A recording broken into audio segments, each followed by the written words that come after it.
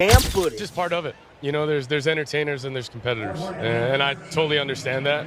And my job is to compete, and that's what I'm focused on doing. Of course, we're doing this mid-game, but you know, it's something that I'll get used to, and just want to be the best teammate I can and create an environment where we can all go do our best work. That's all we want to do. You know, all of you in this room are entertainers, and you have a job to do, and I respect it, right? And I'm a competitor, so I have a job to do as well. Referring to media as the entertainer? Yeah, I just said that, yeah. Football never been a problem for me. It's, you know, whatever optics or whatever everybody makes up after, outside the game. But in the game, y'all kind of know who I am. Kevin Stefanski, they've had all sorts of quarterback injuries. He's going to start Friday. And he'll only have one practice with the one. Let me tell you something. When Dillon Gabriel made that statement after the game, the NFL world stopped for a moment. His words weren't just routine quarterback talk. No. His exact phrase was, "There's entertainers and there's competitors, and my job is to compete." Yeah, I think there's 86% of NFL games that have a 2-minute end of game or end of half, depending. But for us, that's huge. Now, on the surface, that sounds like a confident quarterback laying down his philosophy. But fans instantly connected the dots. Was he taking a direct shot at Shedeur Sanders, the rookie quarterback who has been labeled by many as both an entertainer and a competitor?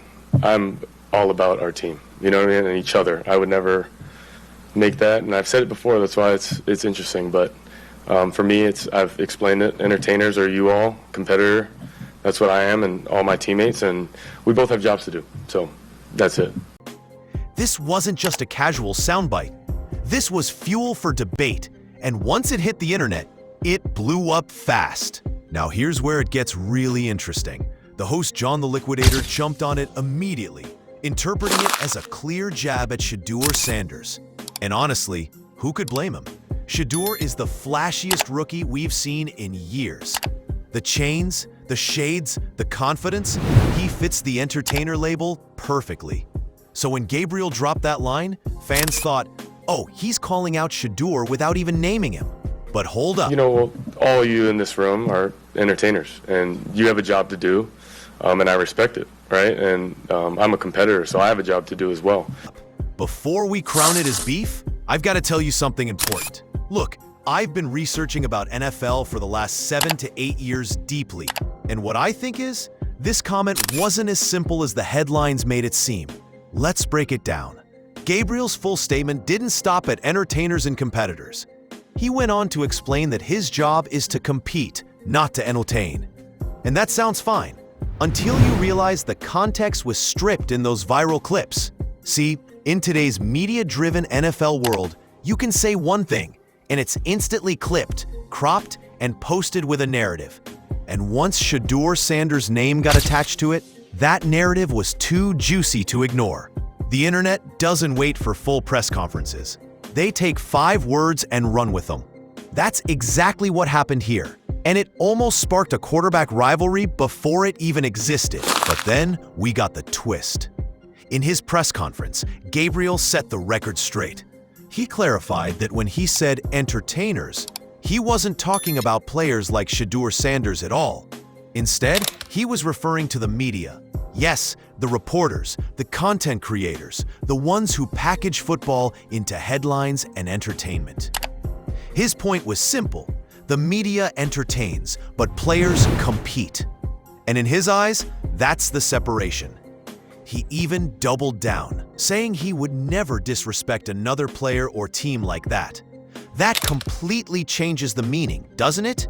Suddenly, what sounded like a shot at Shedeur was more of a critique of the media circus around the game.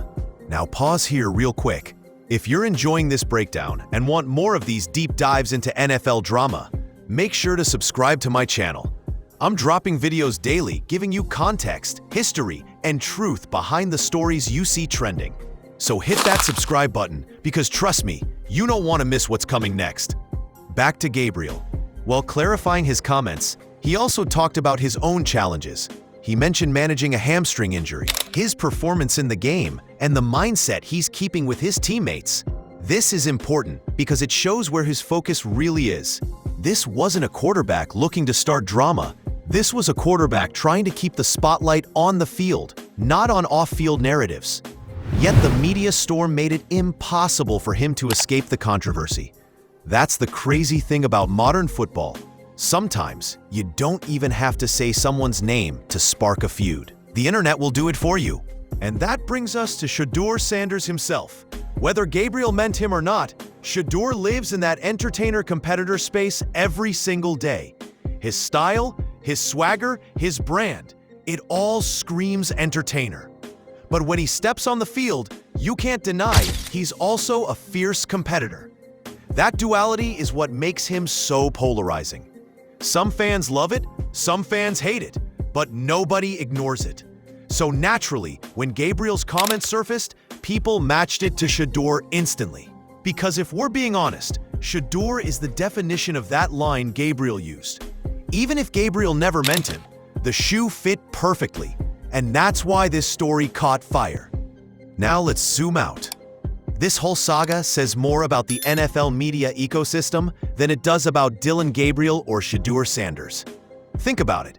Gabriel makes one offhand comment, and suddenly it becomes a feud. The headlines push rivalry, the fans debate endlessly, and YouTube channels and podcasts run wild with takes. That's the machine at work. The NFL thrives on storylines, not just stats. And that's why something as small as one phrase can snowball into a full-blown controversy. It's not just about football anymore. It's about narratives, personalities, and how those two collide. That's the new NFL reality. And this situation is a perfect example. But here's the thing. I don't think this is over. Even though Gabriel clarified, the seed has already been planted. Fans are now going to compare him to Shedeur every chance they get.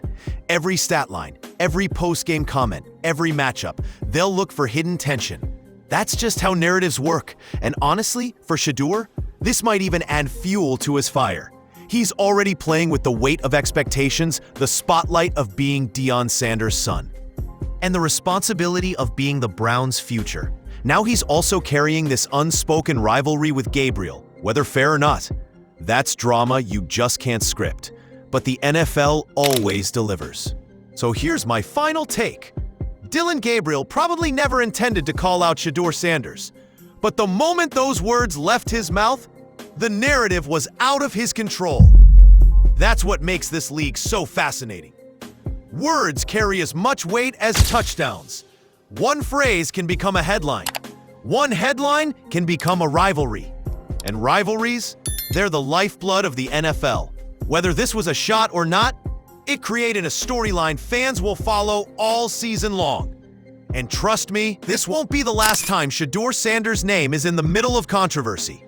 Because when you're both an entertainer and a competitor, you're always going to be the story.